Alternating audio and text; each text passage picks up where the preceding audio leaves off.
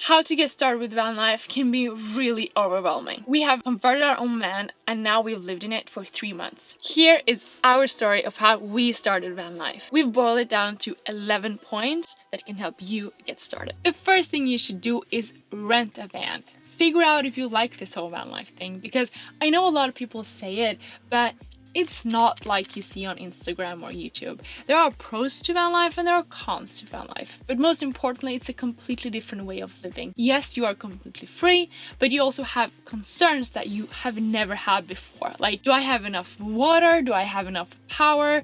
Is this a safe place? Where should I sleep tonight? Can I actually go to sleep here? Do I have phone reception? It's a lot of new things that you've never thought about before.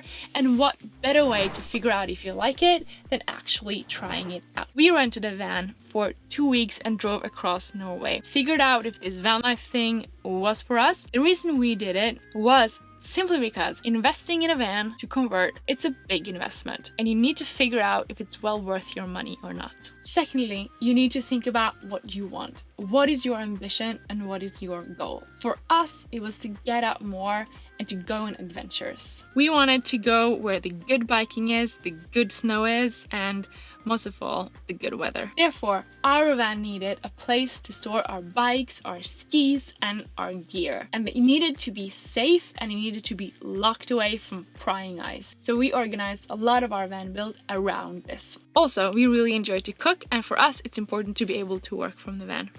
Therefore, our kitchen is a bit bigger than a normal van kitchen. But let's say you don't like cooking and you like to be close to cities. Then you really have to think about, do I really need a kitchen? Or maybe I can have a really tiny one. Because there's no point in spending a lot of space on something that you really don't like or something that you're not going to use. Thirdly, get your priorities straight. There is no silver bullet to building a van. There is pros and cons to every choice that you are making. So you need to figure out what are your needs. For us, it was important to be able to shower after a full day of biking, being muddy, or being out skiing. It was also important to have somewhere to dry our wet clothes. Therefore, a fixed bathroom was sort of a given for us. But the problem then is that a fixed bathroom takes up a lot of space. We also wanted to be able to be off-grid for 4 to 5 days, be able to work and cook and live normally. That means that it sets some very clear directions for the electrical setup that we have in our van. For example, how many batteries do we need? How many watts of AC? How many AC/DC outlets do we need? Do we need solar? Do we want to charge while we're driving? All these questions are things that you need to answer and that only you can answer based on your needs. Also, we didn't want to make our bed every morning because we hate it. So we figured we need a fixed bed. Otherwise, we're gonna have our workstation in the bed. And that's not very ergonomically correct. So we figured we need a fixed bed and we need a separate area for like eating and working. Again, this has a severe impact on the space and the openness of the van. So, when you've thought about all these things, it's time to start thinking about what kind of a van is it that you want. So we have to go back again to what is it that you want and need. But now we're not looking at what you want and need in terms of cooking or sleeping or stuff like that.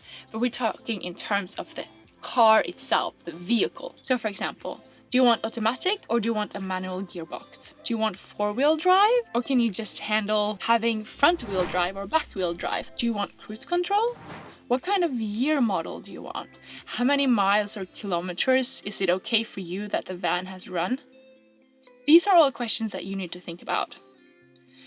For us, not being exactly car mechanics, we wanted a van that was fairly new. We prioritized that because we figured that if it's new and it hasn't ran that many miles, it probably won't have that many problems. And I think we're right. At least we haven't had any issues so far. Knock on wood. The right van might exist, but again, it's all compromises, and when you find the perfect van with all the features that you want, it might be a tiny bit too expensive, perhaps. So then you really need to think about what is the key elements for you, what is the game changer, because remember that these choices, you can't revert them and you can't change a manual gearbox to an automatic gearbox. Well, maybe you can, I don't know, but it's probably really, really expensive.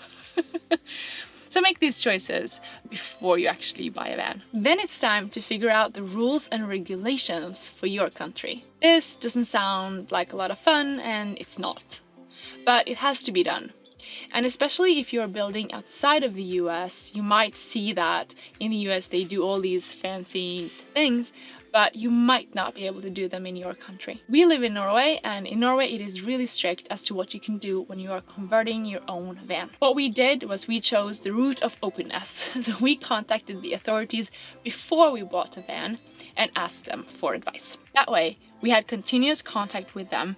They gave us so many tips and valuable points that we could take with us. And when it came to the time where we had to get our van approved, it was easy breezy. This is key because you don't want to have to tear down something that you've spent money and time to build. Next thing is finding the time and the place to build. With time, I mean, should you build during the winter or during the summer? We built during the winter, which, I mean, it's good because then your van is almost ready for summer, but it's freezing cold.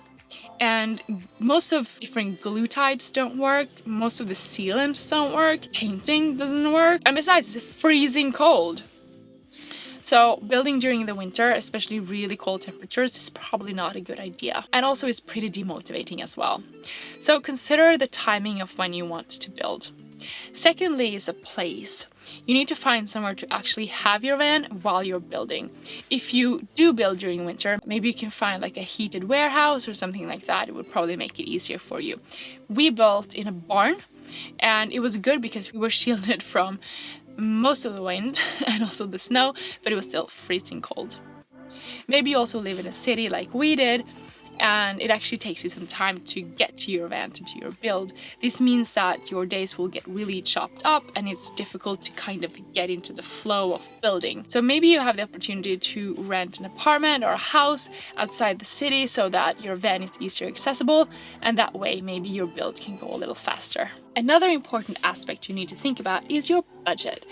Not only how much do you want to spend on your van, but how do you want to spend it on your van. For example, how much do you want to spend on the van itself, and how much do you want to spend on the build? Also, some things you can easily upgrade later. But for other things, if you buy the wrong thing or make the wrong decision, then it's going to be a cost twice. For us, we decided to wait with solar. That is something that we can easily add later on. So it's not a cost that we need to take twice, it's just an additional cost. Originally, we went for a 230-volt IKEA fridge because we thought it was cheap and nice. But it's not nice. It was cheap, and there's a reason it's cheap. So we had to take the cost twice. Not only that, it added tons of stress getting a hold of that fridge. The IKEA fridge was with us for months and months before we tried to put it into the van, and we figured out that it wouldn't work, and we only had a couple of days to actually get our hands on our new fridge before we were leaving on our van trip through Europe. Next up is community. This is so important. Find a community where you can get help and inspiration, and where you can ask all those questions that you just don't know where to ask anywhere else. So this can be a physical community, or it can be an online community. For us, we have found a lot of help in Facebook pages and also a lot of subreddits. And of course, YouTube. Of course, YouTube. I'm gonna let you in on a secret. We've never done this before, but we have watched a lot of YouTube videos. Next up, remember to take breaks from your build. This will make you remember why you started your build to begin with, because if you're anything like us and everyone else that we've talked to that's been converting a van, you will get to the point where you want to give up several times. I'm having such a shitty day. Don't know why. Feel like I can't do anything. So taking a break and kind of reconnecting with the reason you wanted to do this in the first place is really important. And when you take that break, make sure it's a proper break. Don't be like, oh, I just need to fix this, or have something in the back of your head. Really try to just take a break, do something else, and think about something else for a while. Next step is something that Tobias and I take with us from our professional work, and that is build in iterations. Because if you build in iterations, you will learn and you can apply that learning to your van build. It's kind of genius, right? That means that you're actually testing out what you've built, see if it's working, or maybe you need to make some alterations. So build in iterations. We actually took the concept of MVP, minimum viable product, and applied it to our van. We made our own little concept, which is called minimum usable van. MUV, which means what is it that you really need? What is the minimal things that you need in order to go on a trip with your van? Do you need a bed?